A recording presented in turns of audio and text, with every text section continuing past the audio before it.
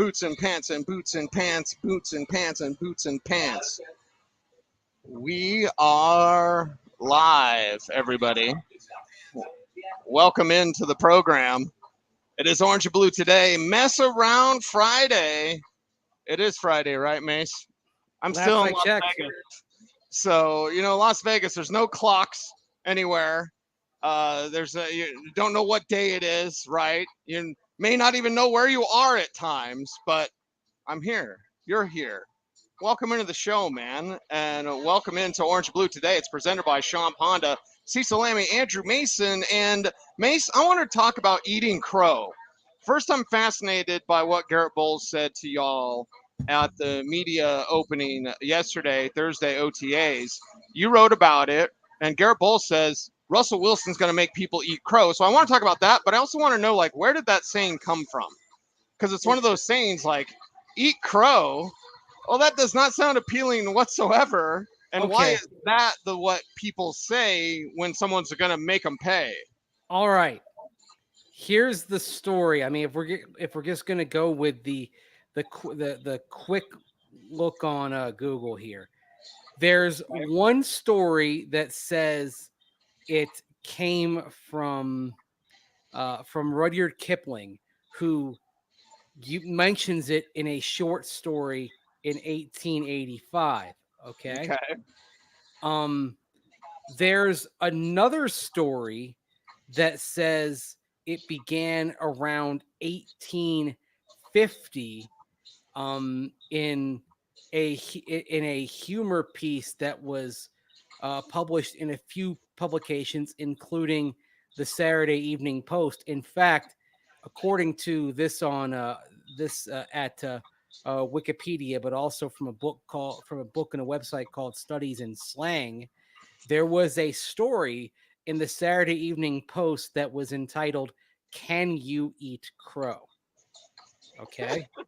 Okay. And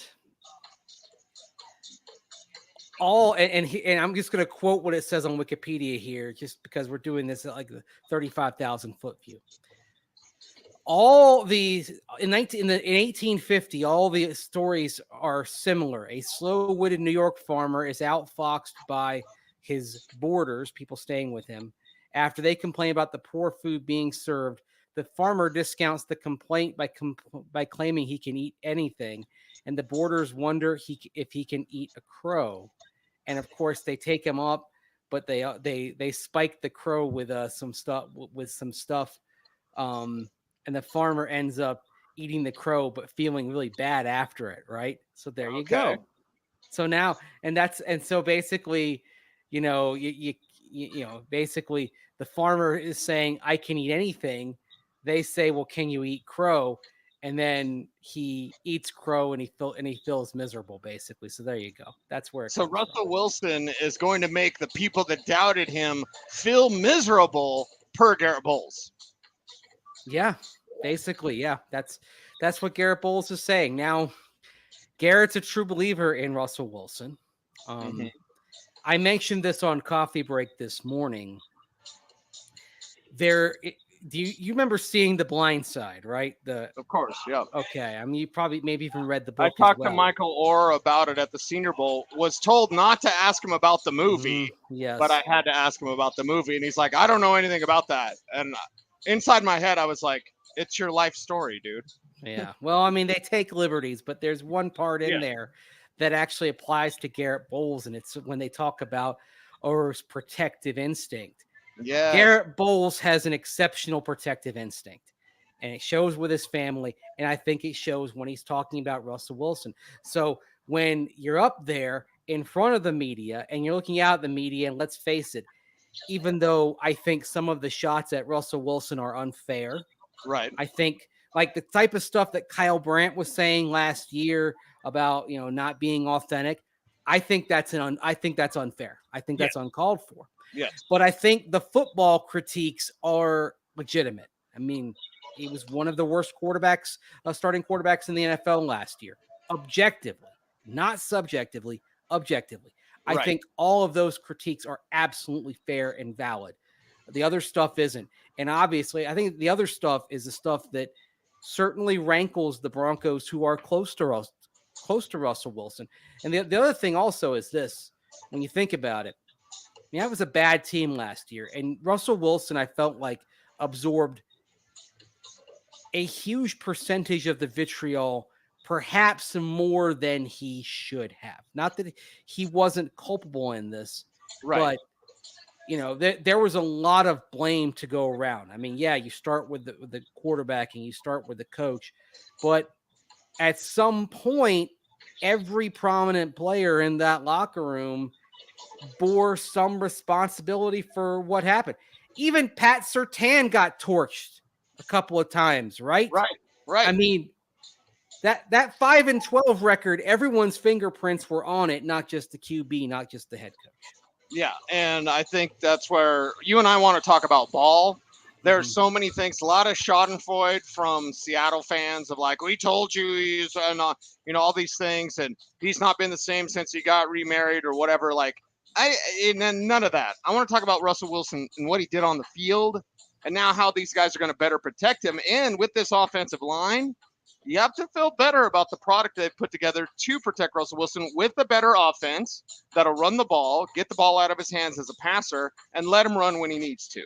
Yeah, and you hope that the line can prevent him from absorbing the kind of punishment that he dealt with in Seattle. Because if you have a concern about this, getting Russell Wilson back to the style that he played in Seattle, and I think whether you're talking about getting him outside the pocket, exposing him to potential contact as he extends plays, or emphasizing the run, I think this offense is going to look more like the Seahawks Russ offense than last year's did.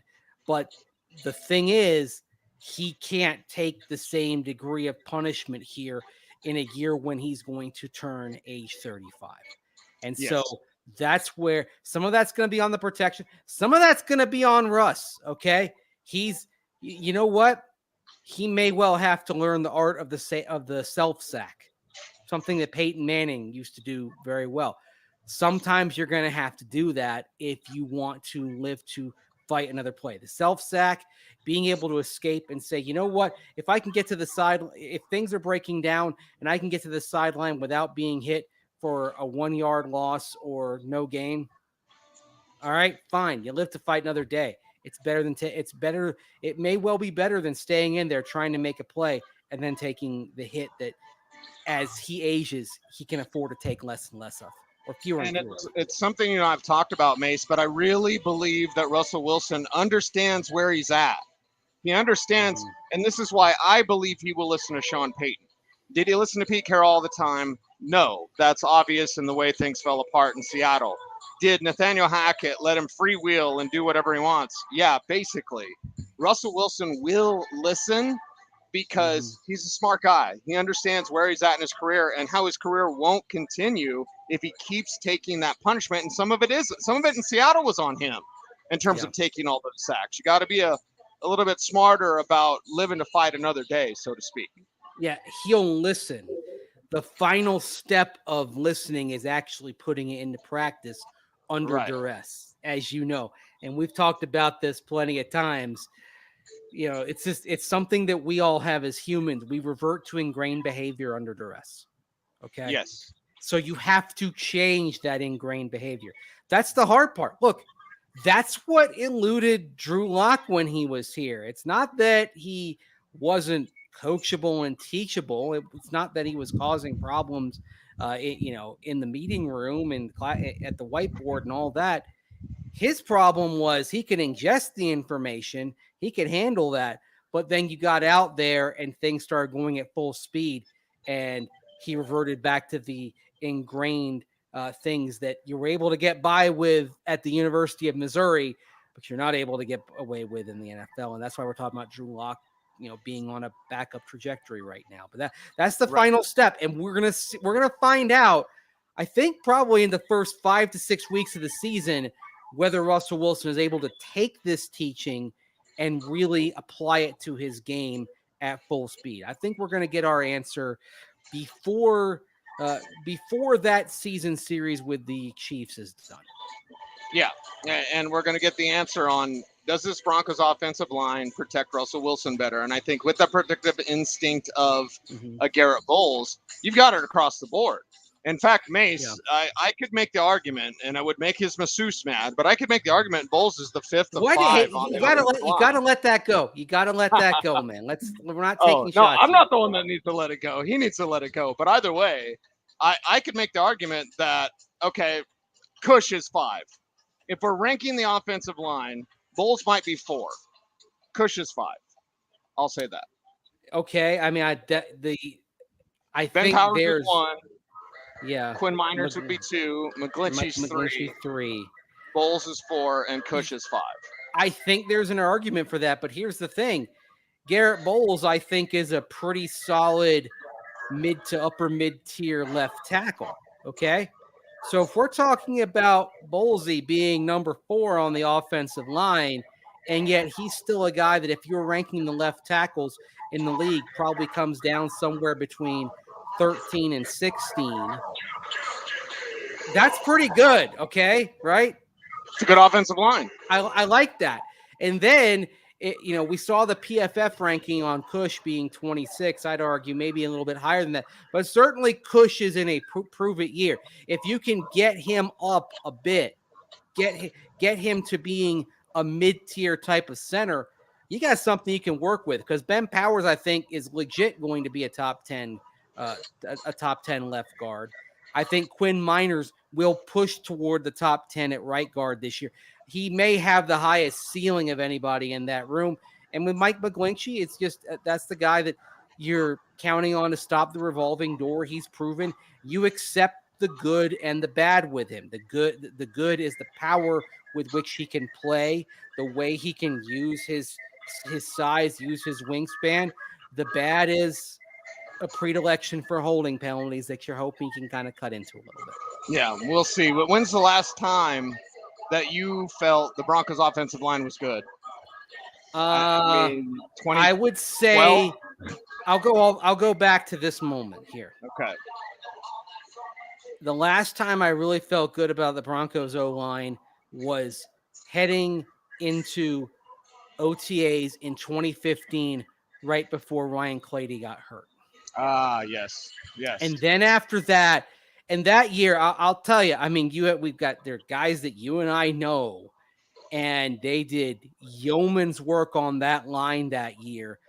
But it was very much as injuries piled up, you lose Tyson Brilo 3 weeks into the season, you're counting on him. It very much became a duct tape type of operation. You had a more liberal rotation because you were accounting for the health issues of some of the players. I mean, basically, you're rotating your tackles, you're rotating your guards because Lou Vasquez couldn't go full tilt. I mean, aside from Matt Paradis at center, it was very much just trying to move things around. It was a feat of wizardry, frankly, on the part of Rick Dennison, Clancy Barone, and Gary Kubiak to get a pretty functional line. But all the while, I was nervous, and we can think back to the Michael Schofield game. That's all I need to say. Poor Schofield, right. when he got destroyed by Khalil Mack, to kind of show you the issues that you were dealing with on that offensive line all year. But yeah, that you got to go back a while. So yeah, basically May 2015, as I'm watching practice before Clady gets hurt. I think you were out there. I know I was out there. Yep. That's the last time that I really felt secure about this offensive line. I feel better now than I have at any point since then. Yeah, it feels good. It feels good because that's where things are won and lost in the trenches for the Denver Broncos, and that's why they make that move.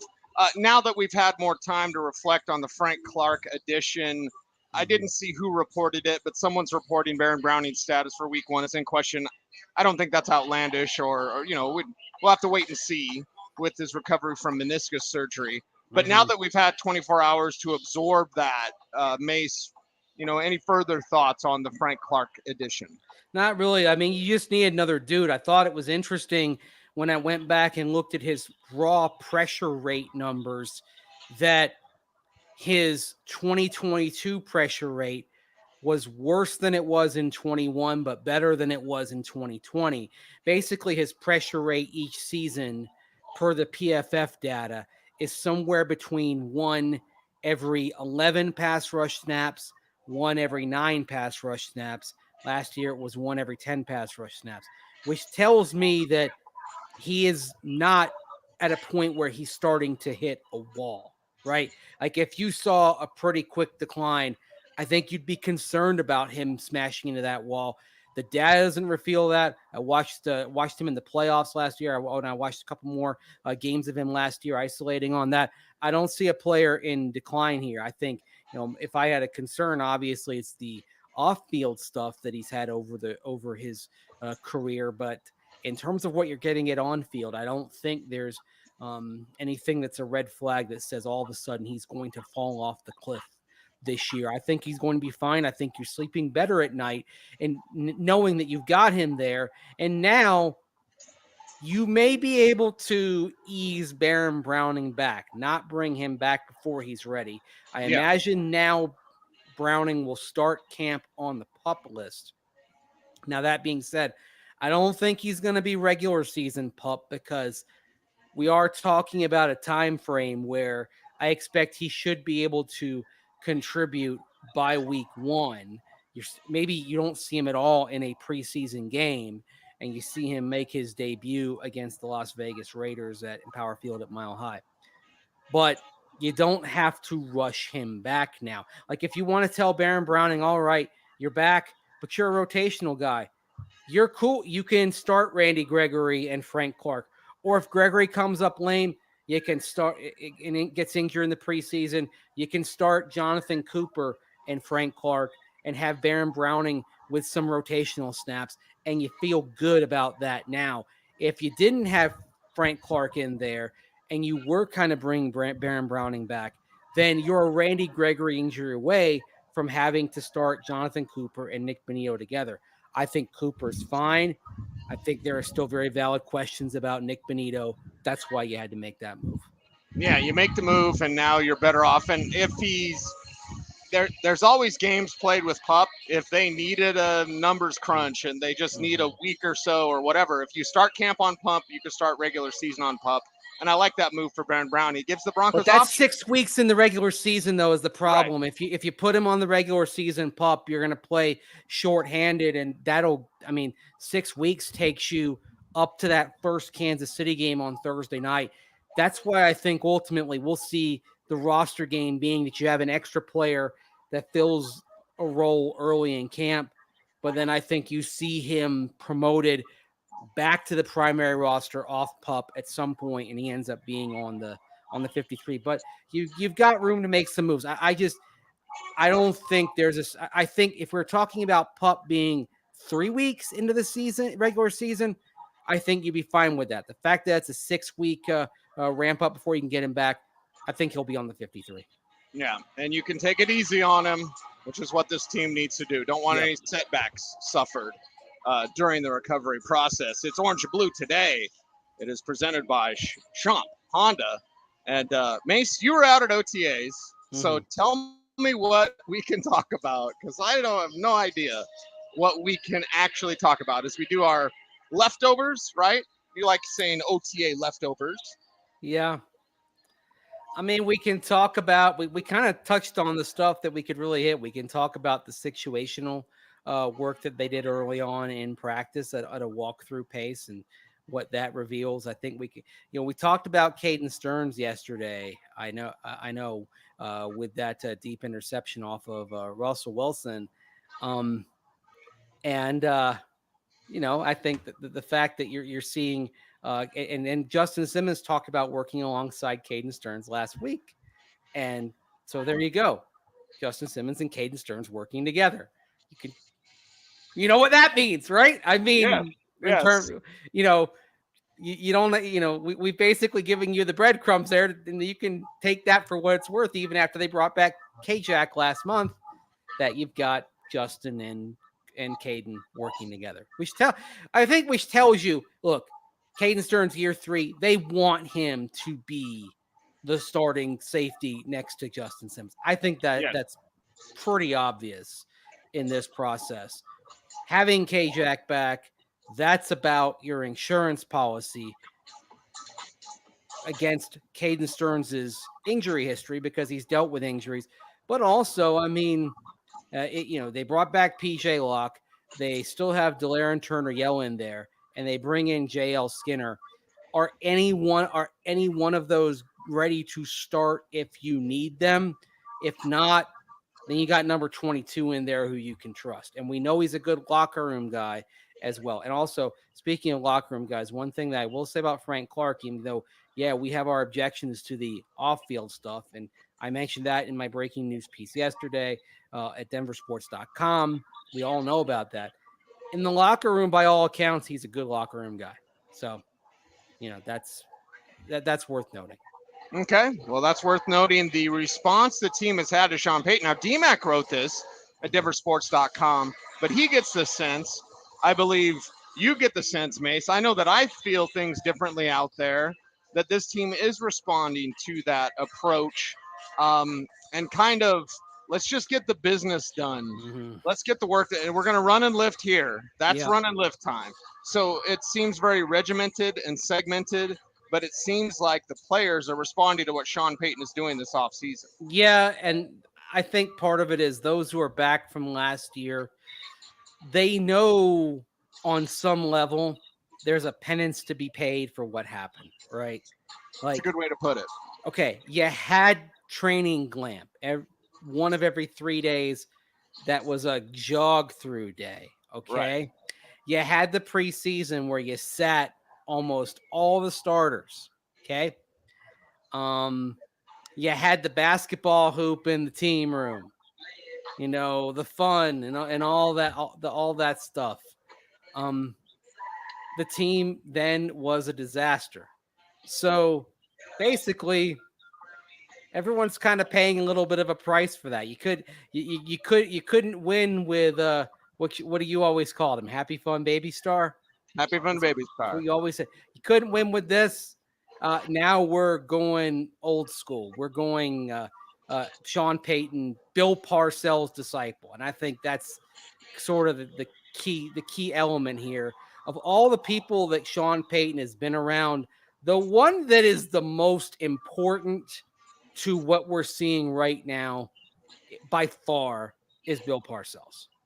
This is a Parcellsian organization now, for all that entails, for better or for worse. I'll say this, part of what it usually entails, Parcellsian organizations usually win. They usually come in and turn around. And the other thing that we see from Bill Parcells' career, to his credit, every place he was a head coach, he left in better shape than when he arrived. And it wasn't like he left and everything collapsed. He'd leave and there was still a really good base of talent. Now, what you did with it, that determined your success. Like the Giants, for example, well, Parcells leaves relatively late in the 91 off season. And by then, Bill Belichick's gone. They're forced to promote Ray Handley. And he had no clue what he was doing. But then in 93, you get a competent coach, more than competent, a pretty good coach in Dan Reeves. Still a lot of those players left from the Parcells years. And lo and behold, they come within an overtime kick of having the number one seed in the NFC that year. Again, mostly with Parcells' guys, right? Right. New England, better. And New England went to the playoffs 2 straight years after Parcells left with Pete Carroll coaching, right? Yep. The Jets, Parcells moves on. The Jets, with a lot of those players that came in, they were competitive. They had a I believe, one division title, a few wild card appearances there in the years that followed. They started off with Al Groh, and then they moved on to Herm Edwards, and they had success basically with who Parcells brought in. And in Dallas, Parcells leaves after the 2006 season. He leaves a team that's got an emerging Tony Romo at quarterback, and they end up having a good run. They don't go all the way, but the following year, I believe they go 13-3. this is what I mean. Like Sean, and even look at the Saints. Sean Payton, in the end, even though Drew Brees had retired, he leaves that organization in much better shape than he found it. Right? Yeah. Yeah. And so that's something to consider here, is that no matter what happens, he's going, no matter how long this lasts, he's going to leave this organization in better shape than it was when he walked in. This is sort of the Parcells tree. They love their reclamation projects, right? I mean, Sean Payton goes to New Orleans and they've missed the playoffs 5 straight years. They are coming off a literal natural disaster affecting the team and the community. Right. And they got things ship shape. Doesn't make the challenge of overcoming 6 straight losing seasons in Denver seems so harsh. Right. So there we have it. Sean Payton's here to make things right. Mace, you got a big weekend planned? Okay, well, I'll be down at Coors Field a couple of nights this weekend. You went when the Nuggets were playing the other night. And I'm going again tonight. Who are these people? Well, in this case, I'm probably going to end up writing a couple of stories for DenverSports.com, kind of where the Rockies stand, which isn't great, but just kind of examining. I'm probably going to dive into their bullpen here over the weekend, which has been a problem. I mean, the weird thing is, about a week ago with the Rockies, you were looking at them and saying, all right, they've stopped the bleeding. They're not too far out of the playoffs. Maybe they can, get a few things together and make a surprise run, and all that's kind of broken down here just in the last 7 days. So I'm going to be on that. I'll go to, it's not your kind of sports weekend, but it's my kind of sports weekend. I'll be at 2 baseball games and a soccer game. That's, I'll be tidying up a storage unit because we're moving some stuff to Wisconsin here right after minicamp, and then looking ahead to Broncos minicamp. I think you and I are looking forward to being out there next week. And the other thing is, I'm going to finish reading Mike Westhoff's book over the weekend. So that's my life. Like a good weekend. Yeah, sounds like a good weekend. Get a couple of walks in. Maybe actually, you know what? If weather holds up, maybe I'll dive down to the Springs and do a Garden of the Gods walk. I haven't done that in a couple of years. So there is a Garden of the Gods race on Sunday. Yeah, so that's why I would do it on. That's why I would do it on Saturday. Yeah, right? If you go, just don't go Sunday. I will be there Sunday. Yeah. So, are you racing? Mm-hmm. Hey. Yeah. I'm just strolling. You're racing. I'm only racing myself, baby. Like I am not going to finish anywhere near anybody. But hey. But it's not about where you finish. It's doing it. It's You ever do the Manitou Springs incline? It's a goal of mine. I'm trying. I mean, I've lost a bit of weight this off season. So one of the goals I have when I get to my goal weight down the line is to do the Manitou incline. That's something that's on my radar. Okay. But I'm not.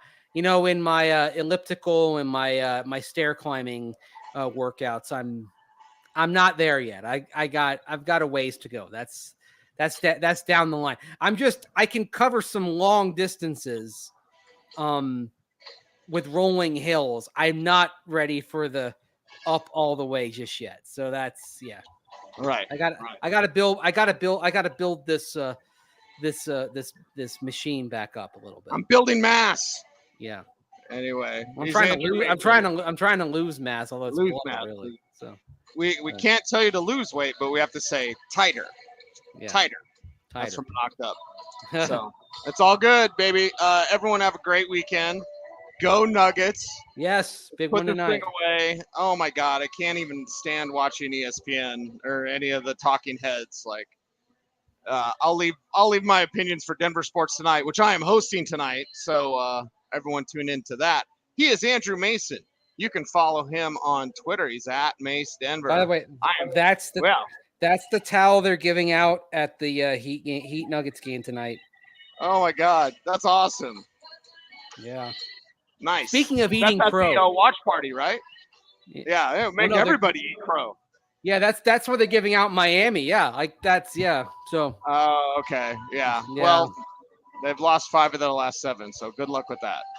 Yeah. They're running out of gas, baby. They're running out of gas. They- And I can't stand yeah. the Heat, but yeah, they're running out of gas. And Jimmy Butler's hurt. So As they said on Seinfeld, they're left of the slash right now. That's where they are. So I think we're gonna have a parade Tuesday or Wednesday next week. get ready for that, everybody. Yep. He's Andrew Mason, always having a party here in Vegas, and want to again thank Circa Sports. You got to come out here for your fantasy drafts. This is the place you want to be to hold your fantasy drafts. You can go to circalasvegas.com and check out the contest to win a trip for your 12-person league to get out here to Stadium Swim to hold your fantasy football draft. So that's circalasvegas.com. He's Andrew Mason. I am Cecil Lammey. OBT is the BFD, and we thank you each and every day for watching. Until next time, be safe, be kind, know that you're appreciated. Stay tuned, or as always, please stay frosty.